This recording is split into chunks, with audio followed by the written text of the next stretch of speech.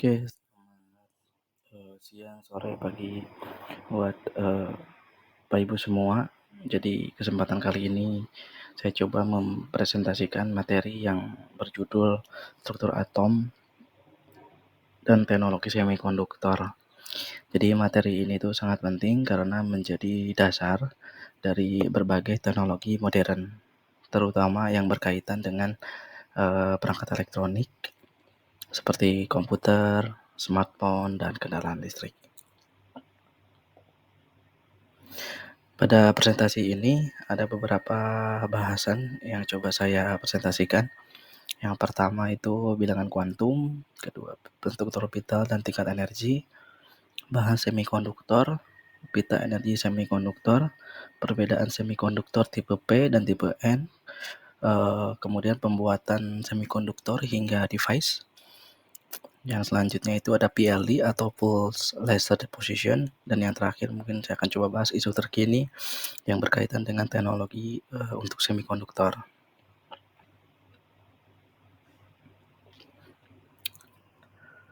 Oke, kita mulai untuk bagian dari struktur atom ya. Jadi untuk memahami suatu struktur atom, kita perlu memahami bilangan kuantum, di mana bilangan kuantum itu sendiri terdiri dari 4 jenis.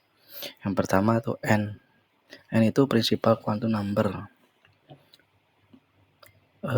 menunjukkan di mana N itu menunjukkan tingkat energi atau kulit atom.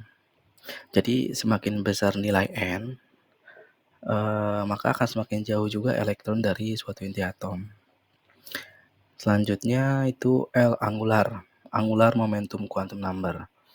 Ini menentukan suatu bentuk orbital tempat elektron berada.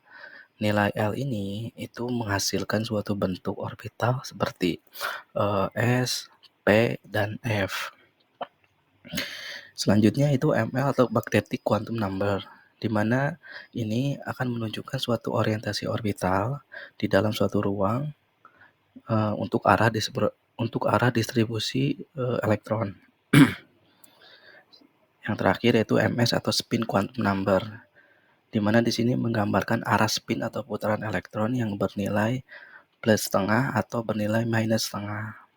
Nah, jadi keempat bilangan ini sangat penting karena setiap elektron di dalam suatu atom itu memiliki kombinasi bilangan kuantum yang unik sesuai dengan prinsip dari eksklusi dari Pauli. Selanjutnya kita bahas untuk bentuk orbital dan titik energi. Jadi bentuk-bentuk orbital itu ditentukan oleh suatu nilai L gitu, seperti pembahasan sebelumnya. Jadi orbital S itu memiliki suatu bentuk yang bulat dan mendapat menampung 2 elektron. Kemudian orbital P berbentuk seperti dumbbell dan terdiri dari 3 suborbital dengan total maksimum 6 elektron. Selanjutnya ada yang namanya itu orbital D. Nah, orbital D ini tuh sebenarnya lebih kompleks karena memiliki 5 suborbital dan maksimal memiliki 10 elektron. Kemudian terakhir yaitu orbital F. Orbital F ini tuh orbital yang paling rumit, lebih kompleks dari orbital D, di mana itu memiliki 7 suborbital dan maksimal itu memiliki 14 elektron. Nah, jadi pemahaman tentang orbital ini sangat penting untuk kita bisa menjelaskan bagaimana atom itu membentuk suatu ikatan, termasuk untuk ikatan pada bahan semikonduktor. Nah, berbicara terkait bahan semikonduktor dan di mana letaknya di dalam tabel periodik gitu. Jadi semikonduktor itu merupakan suatu bahan yang memiliki konduktivitas listrik di antara konduktor dan isolator. Bahan-bahan ini umumnya tuh berasal dari golongan 13 hingga 16 di dalam suatu tabel periodik, khususnya unsur-unsur metaloid seperti silikon, germanium, dan yang dari golongan 14, kemudian arsenik dan tellurium yang berada dari golongan 15-16, serta gallium dan indium dari golongan 13. Nah, Letak-letak unsur-unsur ini tuh berada di tengah kanan seperti kita lihat pada tabel periodik, yang di mana ini menunjukkan bahwa, itu memiliki sifat campuran antara logam dan non-logam, yang tentunya itu sangat ideal untuk, aplikasi bahan semikonduktor gitu kan, untuk aplikasi semikonduktor maksud saya.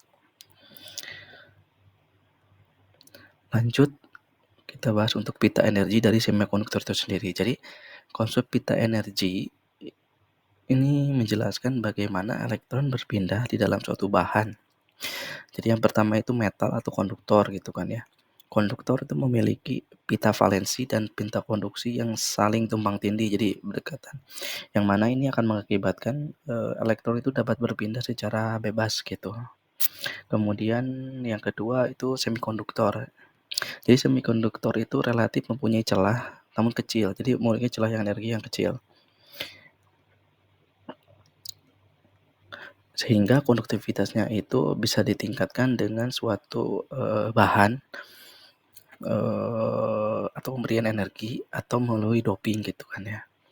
Kemudian yang terakhir itu isolator. Nah, kalau untuk isolator itu memiliki celah energi atau band gap-nya itu yang sangat besar gitu kan ya. Seperti kita lihat sehingga akan sulit bagi suatu elektron untuk bisa berpindah.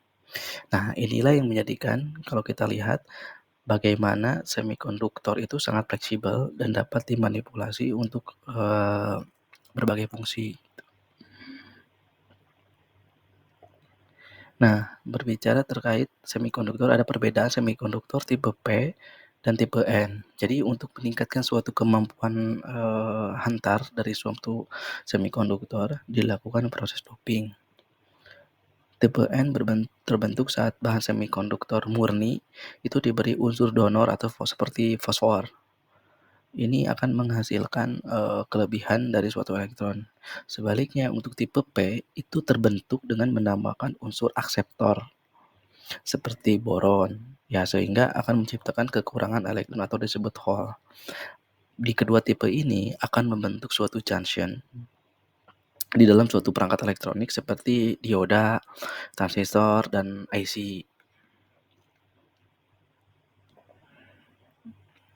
Nah, selanjutnya kita akan bahas terkait pembuatan semikonduktor hingga menjadi suatu device. Jadi, untuk proses pembuatan semikonduktor itu sangat kompleks dan memerlukan presisi yang cukup tinggi ya. Di mana kita mulai dari pemurnian dari silikon, kemudian dibuat menjadi suatu wafer. Dilanjutkan dengan proses litografi untuk mencetak pola sirkuit. Nah, di sini ada proses yang dinamakan tuh etching gitu. Etching ini tuh suatu proses untuk menghilangkan bagian-bagian yang tidak dibutuhkan. Dan yang terakhir itu deposisi atau menambahkan suatu lapisan bahan lain. Setelah proses itu selesai, maka chip itu bisa dikemas dan siap digunakan di dalam berbagai perangkat elektronik. Selanjutnya untuk PLD atau kita sebut dengan Pulse Laser Deposition. Jadi PLD ini tuh salah satu metode pembuatan lapisan tipis gitu ya.